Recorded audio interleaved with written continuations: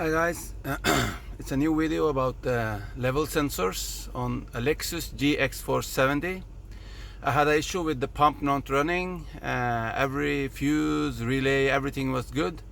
So I started to check the sensor data, and as you can see, one sensor is showing 141.9, the other one is 53.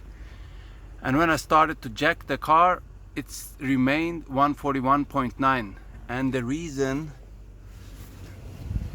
was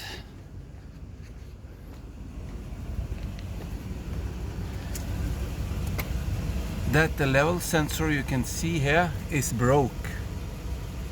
So when you push it up, it should show some different value.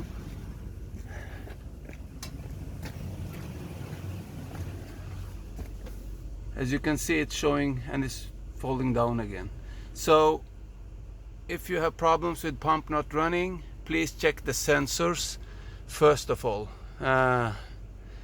This is a 2003 model, and as you can see, this is a typical fault that can happen to many cars out there. Thank you guys.